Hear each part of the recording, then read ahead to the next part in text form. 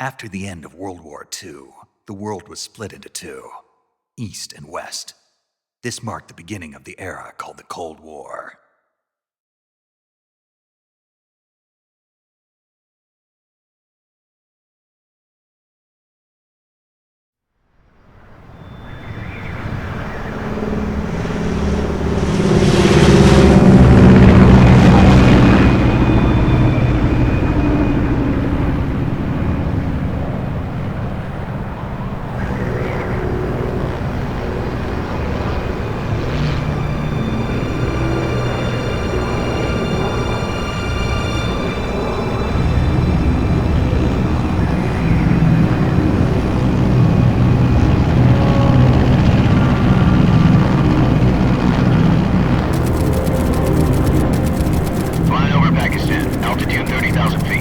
Approaching Soviet airspace.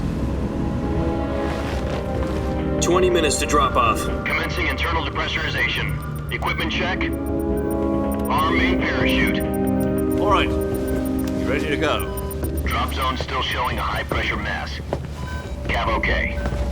Good. We've got high visibility.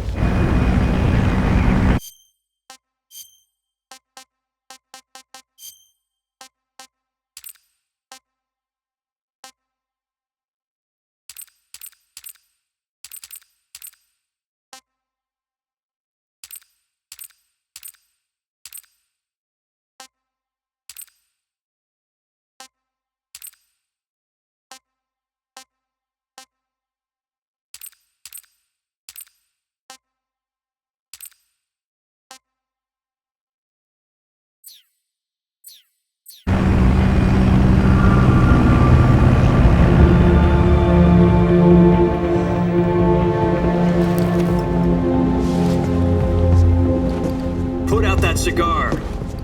Connecting oxygen hose to interior connector. Put on your mask.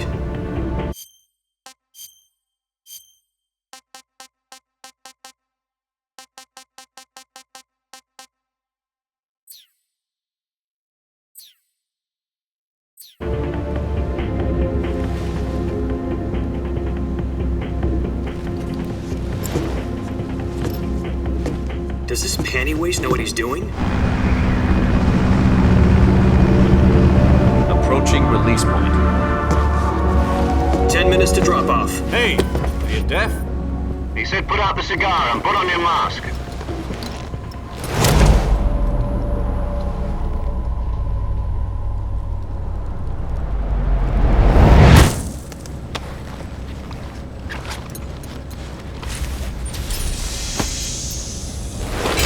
Depressurization complete. Checking oxygen supply. 6 minutes to drop off. Opening rear hatch.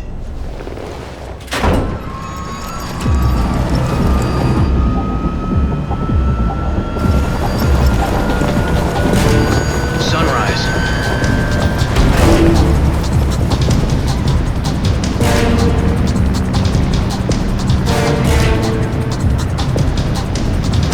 External temperature minus 46 degrees Celsius. 2 minutes to drop off. Stand up.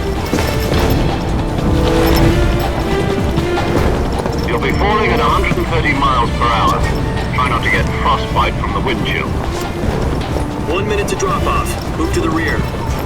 Activate the oil bottle. This is one for the history books. The world's first halo jump. 10 seconds to drop off. Stand by. Status okay. All green. Prepare for drop-off. Countdown.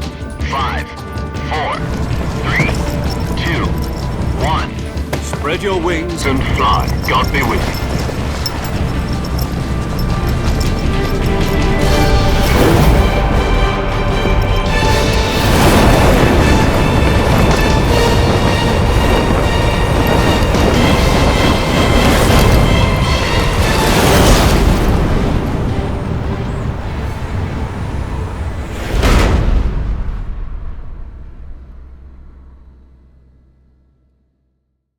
Jack, I've got some important news. The head of the CIA has finally given us the green light for the virtuous mission. Virtual mission? No, the virtuous mission. The future of our Fox unit depends on it. If it succeeds, we'll be officially organized into a unit. Virtuous mission. Sounds like some kind of initiation ritual. Don't get cocky. This isn't a training op. Right.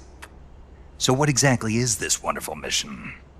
Well, about 2 years ago, a certain Soviet scientist requested asylum in the West through one of our moles. His name is Nikolai Stepanovich Sokolov. He's head of the OKB 754 Design Bureau, one of the Soviets' top-secret weapon research facilities, and the East's foremost expert on weapons development. Sokolov? Isn't he that famous rocket scientist? The very same. On April the 12th, 1961, the Soviets achieved the first manned spaceflight in history. The Earth was blue, but there was no God. Well spoken. The rocket that carried Yuri Gagarin into orbit was the A-1, known as the Vostok rocket. Sokolov is said to be the man most responsible for the multi-engine cluster used in that rocket. After Gagarin's flight, Sokolov left rocket development to become the head of the newly established Design Bureau. From a lowly technician to head of a design bureau, that's quite a success story, so why do you want to defect? It seems he'd become afraid of his own creations. Afraid? Call it a crisis of conscience. And for that, he left his country and his family behind and went over the fence? Not exactly. One of his conditions was that his family was also to be taken safely to the West. We used a mole to get the family out first and succeeded in sneaking Sokolov over the Berlin Wall shortly afterwards. I was the one who conducted the operation. The security on the eastern side was still full of holes back then. Then what? We got Sokolov over in one piece, but the whole ordeal had left him exhausted, and we checked him into a hospital in West Berlin. It took him 2 weeks and more than 600 miles to get from the research facility in the Soviet Union to Berlin. He was in no condition to say anything coherent. And it was only a week later that we had something much bigger on our hands. The Cuban Missile Crisis. October the 16th, 1962, President Kennedy received word that the Soviets were in the process of deploying intermediate-range ballistic missiles in Cuba. The President demanded that the Soviets dismantle and remove the missiles. At the same time, he announced a naval blockade to prevent further missile shipments from reaching Cuba. But the Soviets didn't back down, instead placing their armed forces on secondary alert. Soviet transport ships carrying missiles continued on course towards Cuba. US and Soviet forces went on alert for an all-out nuclear war. Frantic negotiations were conducted through the UN's Emergency Security Council and unofficial channels to end the hair-trigger standoff. Finally, on October the 28th, the Soviet Union agreed to remove its missiles from Cuba, and so the world avoided a nuclear holocaust. But in order to get the Soviets to pull their missiles out, we had to make a deal. You mean the one where the US agreed to remove its IRBMs from Turkey? No. The Jupiter IRBMs deployed in Turkey were obsolete, and we were going to get rid of them anyway. They had no strategic value whatsoever to either the US or the Russians. The Turkey deal was a ruse, a cover story that was fed to the other intelligence agencies around the world. So what did the Russians really want? Sokolov. They wanted us to return Sokolov. You mean the Soviets pulled out of Cuba just to get their hands on Sokolov? That's right. What the hell was he working on? At the time, we had no idea. We were running out of time. It was either give up Sokolov or risk full-scale nuclear war. In the end, we had no choice. President Kennedy gave in to Khrushchev's demand. The next day, I got Sokolov out of the hospital, handing him over to agents on the eastern side. Sokolov kept on screaming, "Save me," until he disappeared from my sight. Then a month ago, we received some new information from one of our moles. About Sokolov? Yes. He was taken back to the research facility and forced to continue working on the weapon in question under KGB supervision. What's more, it's on the verge of completion. So what kind of weapon is it? Something to do with space rockets? No, missiles. Same technology. I guess you're right. We don't know the details, but it appears to be a new kind of nuclear device. For half a year now, the Soviets have been conducting frequent nuclear tests at Semipalatinsk. Something to do with the weapon, I assume. We're talking about a secret weapon so big that Khrushchev was ready to pull out of Cuba to get it back. Is Sokolov still in the facility? No, according to our intelligence, he's in Selinoyarsk, a place in the mountains about 3 miles to the west that's known as the Virgin Cliffs. The Virgin Cliffs. Nice name for a virtuous mission. They moved him there just recently. Why? Apparently, they're conducting a field test of the weapon, but it's our best chance to get him back. This mission would never have been possible if he was still in the research facility. This is our last chance. Sokolov must have known that too when he contacted us.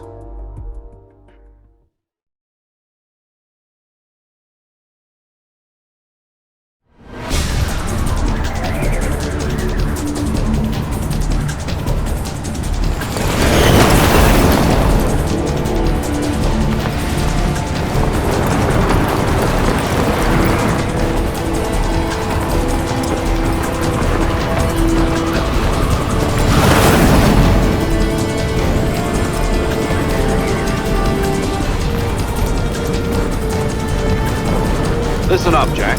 Your mission is to infiltrate Selinoyarsk in the Soviet mountains, ensure the safety of Sokolov, and bring him back to the west.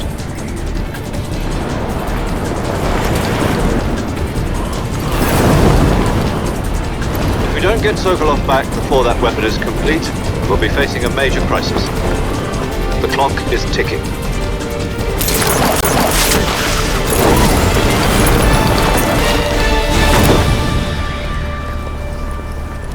Once we've confirmed the rescue of Sokolov, stand by at the recovery point. A recovery balloon will be dropped at that point. Helium will be pumped into the balloon to inflate it. The process takes about 20 minutes. Once it's complete, the gunship's arm will latch onto the balloon and pull it up. The Fulton surface-to-air recovery system. I'm familiar with the theory. Take it easy. It's been combat proven. Do you think Sokolov is up to it? The shock will be less than during a parachute jump, and the arm can handle up to 500 pounds. So you're planning on going over the border in a single combat Talon? She's equipped with 2 6-barrel 20mm Vulcan cannons, as well as 2 40mm machine guns. Sounds like she could hold her own against a battalion of tanks. Even with the fuel in the reserve tank, we're facing a 4-hour time limit. If all goes well, it shouldn't take more than a few hours.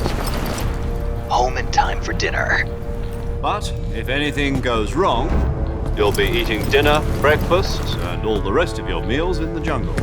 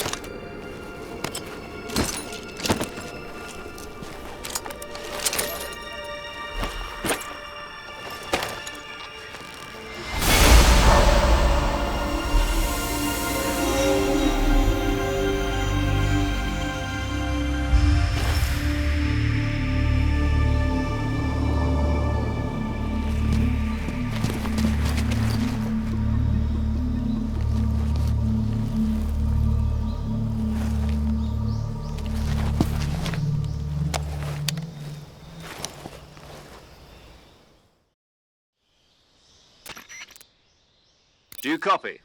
You're already in enemy territory, and somebody might be listening in. From here on out, we'll be using code names to refer to each other. Your code name for this mission will be Naked Snake. I'll be referring to you as Snake from now on. You're not to mention your real name. Snake? What, you don't like snakes? What do you mean? Well, you've eaten one before, haven't you? In survival training? I'm glad to hear that. I don't know if I'd ever order one in a restaurant, but... Be careful, you might not have a choice. What about you, Major? What should I call you? Let's see. I'll be Tom. Call me Major Tom. This will be a sneaking mission. You must not be seen by the enemy. You must leave no trace of your presence. Is that clear? This kind of infiltration is the Fox unit's speciality. In other words, weapons and equipment are procured on site. That goes for food as well. You're completely naked, just as your name implies. Great. Now I see why you asked me if I like snakes. I suppose calling me Snake was your idea of a joke, too.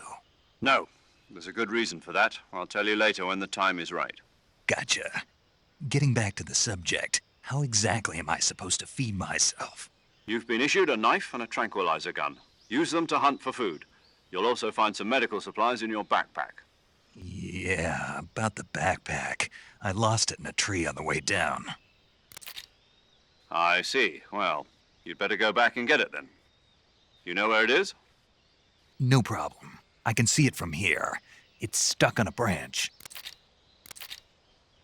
To climb a tree, stand in front of a tree that's covered in ivy and press the action button. I'll be monitoring your progress over the radio. We can't risk violating Soviet airspace, but I'll be in the gunship. My frequency is 140.85. I'll give you a call if I need to talk to you. If you need to talk to me, use the send function. Okay, Snake, go get your backpack.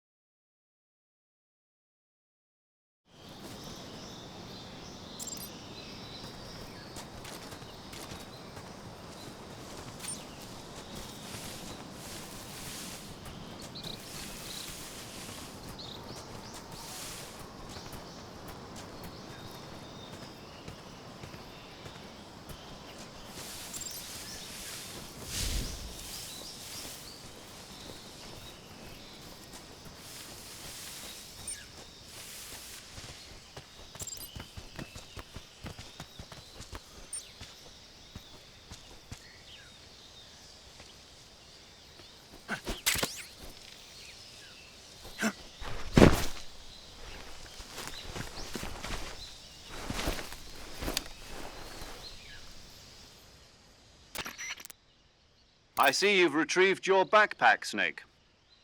To equip a weapon, it's necessary to take it out of your backpack. In the survival viewer, choose Weapon from the backpack. Your available weapons will be displayed in a list on the screen. From that list, choose the weapon you want to equip and press the Enter button. For other equipped items, just do the same thing from Item. Got it. Use the survival viewer backpack. Yep, that's right. Survival is fundamental to this mission. After you've been out in the field for a while, your stamina will start to drop. If your stamina gets too low, it'll affect your performance. You won't be able to shoot accurately, for example, and your wounds won't heal as smoothly. Keep an eye on your stamina so you don't run out. To recover lost stamina, you can hunt for local flora and fauna. You can use either your tranquilizer gun or your knife to hunt. My only weapon is a Mark 22 Hush Puppy tranquilizer gun? That's right. It's been fitted with its own suppressor. However, the suppressor will deteriorate every time you fire. Once its durability reaches zero, the noise suppression effect will be gone. So don't get too trigger-happy with it. The suppressor's durability is shown in the icon. Any weapons and equipment beyond what you're carrying now, you'll have to find as you go. I have to find my own weapons and equipment? Whose crazy idea was this, anyway? Solo covert actions are standard Fox operating procedure. You can't leave any traces of your presence. No weapons, equipment, footprints, sweat, or bodily waste. The same goes for bullets and cartridges, too. Your presence in enemy territory is already a violation of international conventions of warfare. There aren't supposed to be any American soldiers in Russia. It could spark an international incident. You can't let anyone see you. You can't let the enemy know you're there. This is a stealth mission. You're a ghost, Snake, in every sense of the word. And there'll be no rescue if you're captured. The military and U.S. government will deny any involvement in the affair. Then I'll just have to take care of myself, huh? I'm afraid so. You've been given a fake death pill for that purpose. SAS guidelines stipulate that soldiers on covert ops like this one be issued a potassium cyanide capsule. Tape it to your body so you can take it when you need to. How generous of you. Use it if you're taken prisoner by the enemy. It'll send you into a state of false death for a short time. Fooling them into thinking that I'm really dead. So, how do I come back to life? Just take the revival pill. You mean that thing they put in my tooth before the mission? That's the one. But be careful. If you remain in a state of false death for too long, nothing will be able to bring you back. Remember that. I'll keep it in mind. You said this was a solo mission, right? Right. I guess that means I can't count on any reinforcements. Correct. The mission rests entirely in your hands. A real one-man army. Relax. There's a support team ready to back you up over the radio. Who? I'll introduce them to you. This time, survival is of utmost importance. The first member of the support team will be in charge of monitoring your physical condition, acting as a medic, so to speak, as well as recording your mission data. She's a member of Fox as well, and she's here on the gunship with me. She? Hello, Snake. I'm paramedic. Nice to meet you. Paramedic. As in a medic who comes in by parachute. Aren't you going to tell me your real name? Are you going to tell me yours, Mr. Snake? My name, huh? It's John Doe. And they call you Jack for short. You're a regular Captain Nemo. A name means nothing on the battlefield.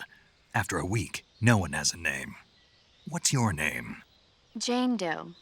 Very funny. I wasn't joking, but I'll tell you my name only if you manage to make it back alive. My frequency is 145.73. She's also in charge of recording your mission data. Whenever you want to save, send a message over the reserved save frequency, 140.96. So saving lets me record my mission data. That's right. It also records the state of your health. Good to know. There's one more person I want to introduce you to, Snake. Huh? Speaking of snakes, you remember the boss, don't you? A legendary soldier and your mentor. Actually, it was the boss that got the DCI's authorization in the first place. She's going to be serving as Fox's mission advisor. The boss is? She also helped me plan this mission. She and I were at SAS together. Jack, is that you? How many years has it been? Boss? That's right. It's me. Talk to me. Let me hear your voice. It's been 5 years, 72 days, and 18 hours. You've lost weight. You can tell just by the sound of my voice. Of course I can. I know all about you. Really? Well, I don't know anything about you. What's that supposed to mean? Why'd you disappear on me all of a sudden? I was on a top secret mission. You didn't need me anymore. But there were still so many things I wanted you to teach me. No, I taught you everything you needed to know about fighting techniques. I taught you all I could. The rest you needed to learn on your own. Techniques, sure. But what about how to think like a soldier? How to think like a soldier? I can't teach you that. A soldier needs to be strong in spirit, body, and technique. And the only thing you can learn from someone else is technique. In fact, technique doesn't even matter. What's most important is spirit. Spirit and body are like two sides of a single coin. They're the same thing. I can't teach you how to think. You'll just have to figure it out for yourself. Listen to me, Jack. Just because soldiers are on the same side right now doesn't mean they always will be. Having personal feelings about your comrades is one of the worst sins you can commit. Politics determine who you face on the battlefield. And politics are a living thing. They change along with the times. Yesterday's good might be tomorrow's evil. Is that why you abandoned me? No, it had nothing to do with you. I already told you, Jack. I was on a top secret mission. A soldier has to follow whatever orders he's given. It's not his place to question why. But you're looking for a reason to fight. You're a natural-born fighter, but you're not quite a soldier. A soldier is a political tool, nothing more. That's doubly true if he's a career soldier. Right and wrong have no place in his mission. He has no enemies and no friends. Only the mission. You follow the orders you're given. That's what being a soldier is. I do whatever I have to get the job done. I don't think about politics. That's not the same thing.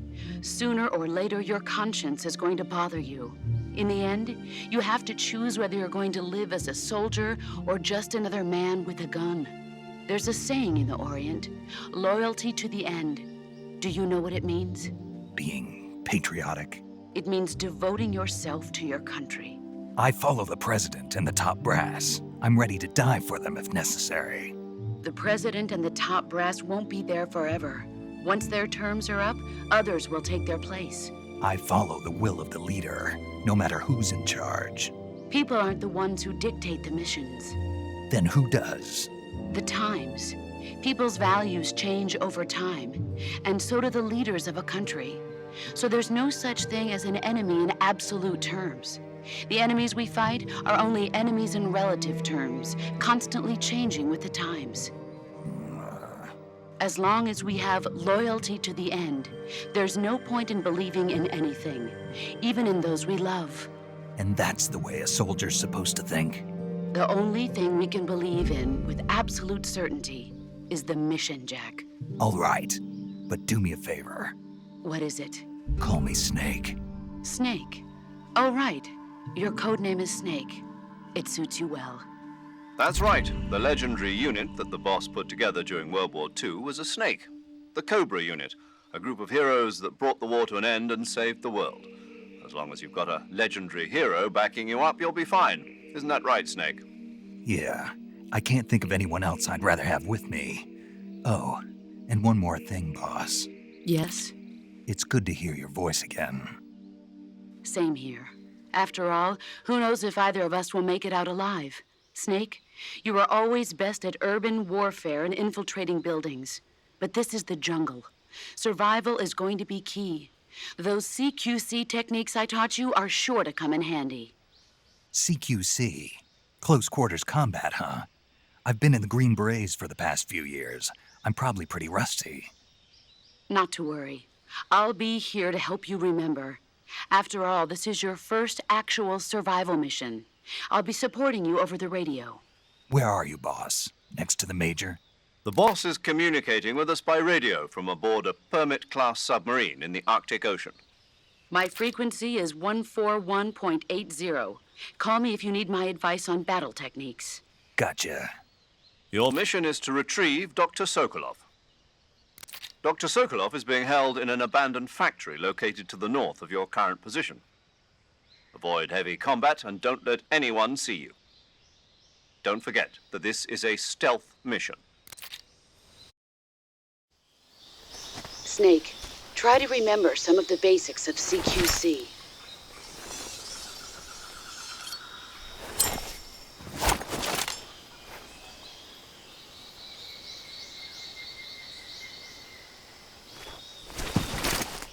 Commencing virtuous mission now.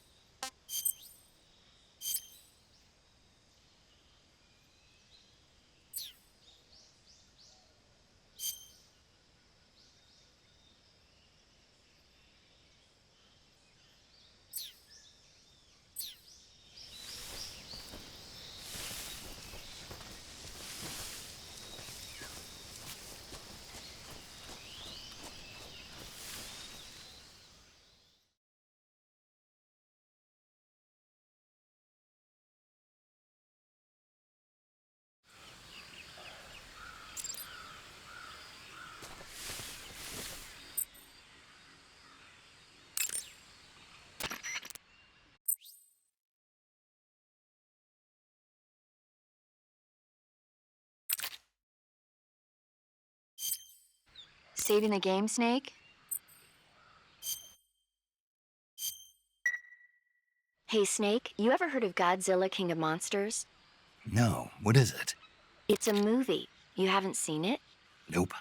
It's about this monster called Godzilla, who grows to an enormous size in a nuclear test and goes on a rampage in Tokyo. Nuclear test, huh? Then the Marshall Islands must be crawling with giant monsters right about now. It's just make-believe. Maybe that's why my pants have been so tight lately.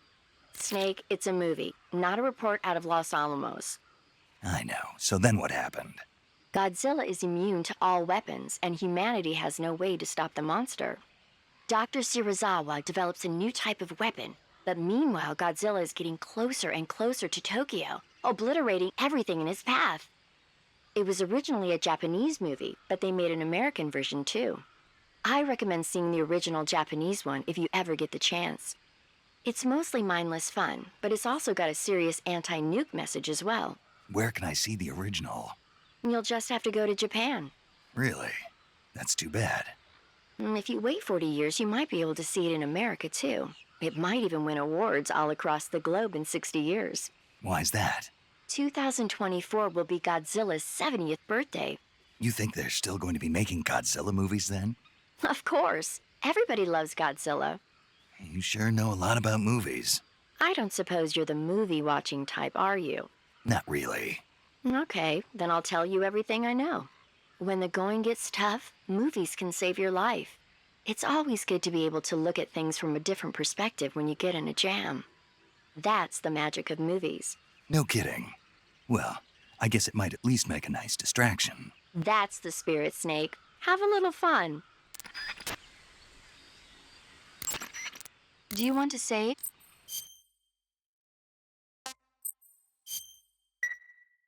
Okay, good luck, Snake. Thanks.